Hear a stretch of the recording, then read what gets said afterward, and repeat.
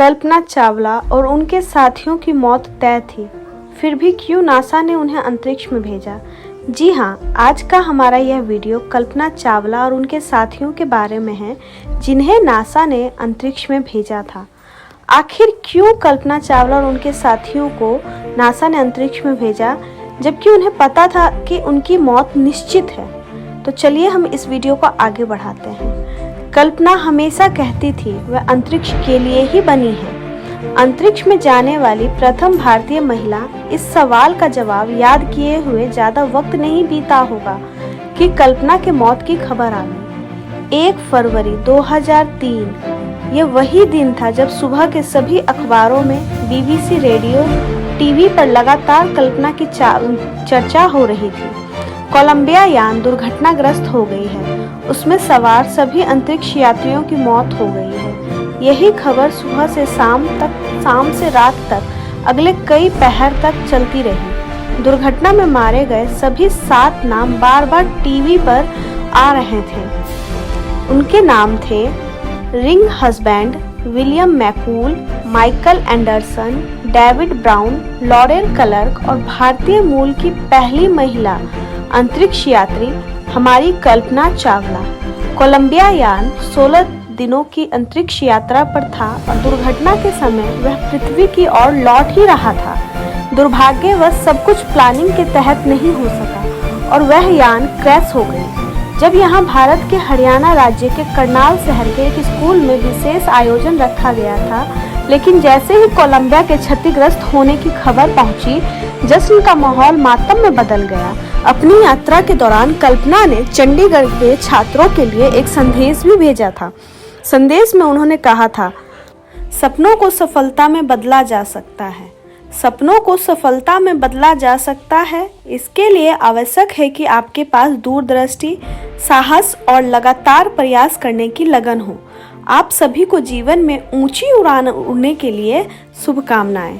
छात्रों को ऊंची उड़ान भरने की शुभकामनाएं देने वाली कल्पना फिर धरती पर वापस नहीं आ सकी। कल्पना के मौत के बाद उनके प्रशंसकों ने जब तक सूरज चांद रहेगा, कल्पना तेरा नाम रहेगा के नारे लगाए। आगे चलकर अमेरिकी अंतरिक्ष एजेंसी नासा ने एक छोटे सौर पिंड का नाम कल्पना चावला रख दिया। ऐसे में कल्पना अंतरिक्ष से लेकर धरती तक अब भी हमारे बीच जीवित सी लगती है। भारतीय मूल के अमेरिकी नागरिक कल्पना चावला का सफर यहाँ से शुरू होता है। कल्पना चावला का जन्म हरियाणा के करनाल में हुआ था। उनके पिता का नाम बनारसी लाल चावला और मां का नाम संज्योति था। 8वीं क्लास में ही कल्पना ने अपने पिता से इंजीनियर बनने की इच्छा जाहिर की, लेकिन उनके पिता की मर्जी कुछ और ही थी। वह उन्हें डॉक्टर या टीचर बनाना चाहते थे। खैर, कल्पना मानी नहीं। अंतरिक्ष में जाने के लिए अपने सपनों को साकार करने के लिए कल्पना ने साल 1982 में अंतरिक्ष विज्ञान की पढ़ाई के लिए अमेरिका चली गई। कल्पना ने फ्रांस के जॉन पियर से शादी की, जो एक फ्लाइंग इंस्ट्रक्टर थे। फिर साल 1988 में वे नासा अनुसंधान के साथ जुड़ गई, जिसके बाद 1995 में नासा ने अंतरिक्ष यात्री के लिए कल्पना चावला का चयन किया। कल्पना की पहली सफल अंतरिक्ष यात्रा से दूसरी और आखिरी यात्रा तक का सफर अब हम देखेंगे। 19 नवंबर साल 1997 को वह STS-87 कोलंबिया शटल से अंतरिक्ष के लिए रवाना हो गई। अंतरिक्ष की पहली यात्रा के दौरान उन्होंने यह करीब 372 घंटे बिताए होंगे और पृथ्वी की 252 परिक्रमाएं भी पूरी कर ली। इस सफल मिशन के बाद कल्पना ने अंतरिक्ष के लिए दूसरी उड़ान साल 2003 में कोलंबिया शटल से भरी। यह उनकी दूसरी उड़ान थी, या यूं कहें यह उनकी आखिरी उड़ान थी। 16 जनवरी 2003 को स्पेस शटल कोलंबिया से शुरू हुई।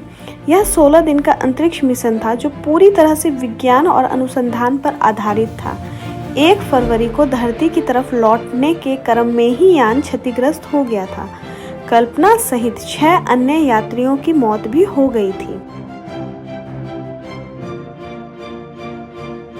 आगे बढ़ने से पहले स्पेस शटल प्रोग्राम के बारे में थोड़ा बात कर लेते हैं। नासा का एक प्रोग्राम है ह्यूमन स्पेस फ्लाइट। इस प्रोग्राम के तहत कुछ लोगों को ग्रुप में स्पेस क्राफ्ट के जरिए स्पेस में भेजा जाता है किसी रिसर्च के लिए।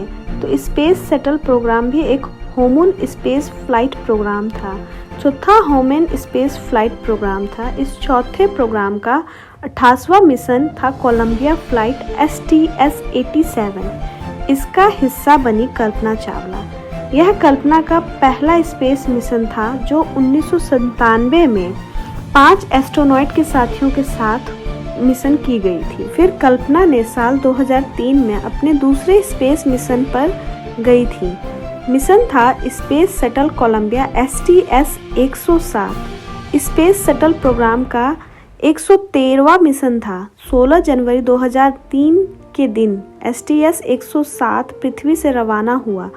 कल्पना एक बार फिर स्पेस में थी। वापसी करते हुए 1 फरवरी 2003 के दिन, जिस दिन कल्पना कभी धरती पर वापस नहीं लौट सकी, उस दिन उनका तथा उनके 6 अन्य साथियों का भी मौत हो गया था। कल्पना एक बार फिर स्पेस में थी। वापसी उनकी 1 फरवरी 2003 के दिन होना था। उस दिन की सबसे बड़ी खबर ही यही थी कि कल्पना चावला किसी भी समय आ सकती है। STS-107 बस धरती पर आने ही वाला था, लेकिन लैंडिंग के 16 मिनट पहले ही स्पेस क्राफ्ट टूटकर बिखर गया। हादसे में कल्पना की मौत हो गई। उनके साथ इस स्पेस क्राफ्ट के क्रू में शामिल 6 अन्य एस्ट्रोनॉट की भी मौत हो गई। इस क्रू ने स्पेस में 80 एक्सपेरिमेंट किए थे। आखिर क्यों हुआ यह हादसा? हादसे के बाद नासा की तरफ से जांच हुई, तब पता चला कि STS-107 लॉन्च वाले दिन ही यानी 16 जनवरी 2003 के दिन स्पेस शटल के बाहरी टैंक से फॉर्म इंसुलेशन का एक हिस्सा टूट गया था, जिससे ऑर्बिटर का लेफ्ट विंग काफ़ी प्रभावित हुआ था। कुछ इंजीनियर्स का ऐसा मानना था कि यह डैमेज स्पेस शटल के लिए काफ़ी बड़ा डैमेज था। नासा मैनेजर्स का यह कहना है कि अगर क्रू को दिक्कत पता थी तो उसे फिक्स कर लेना चाहिए था। 1 फरवरी के दिन जब स्पेस शटल ने जैसे ही पृथ्वी के वायुमंडल में एंट्री की, तब उसे छोटे से डैमेज की वजह से वायुमंडल की गर्म गैसें स्पेस क्राफ्ट के अंदरूनी विंग स्ट्रक्चर में घुस गई, जिसकी वजह से स्पेस क्राफ्ट टूटकर बिखर गया और सभी एस्ट्रोनॉट की मौत हो गई थी, जिनमें कल्पना चावला भी शामिल थी। पहले और दूसरे स्पेस मिशन को मिलाकर कल्पना ने स्पेस में कुल 30 दिन 14 घंटे और 54 मिनट बिताए थे। वह अक्सर कहती थी, मैं अंतरिक्ष के लिए ही बनी हूँ, हर पल अंतरिक्ष के लिए ही बिताया है और इसी के लिए ही मैं मरूंगी। हादसे के 10 साल बाद नासा के प्रोग्राम मैनेजर ने, जिनका नाम था वैन हेल, उन्होंने ऐसे खुलासे किए जिसके बाद सभी लोग चौंक गए। उन्होंने कुछ ऐसी बातें बताई। उन्होंने कहा कोलंबिया यान जिस दिन टेक ऑफ कर रहा था, उसी दिन उसके क्षति के बारे में पता चल चुका था, लेकिन यह कोलंबिया यान अब स्पेस में था और हम कुछ कर नहीं सकते थे।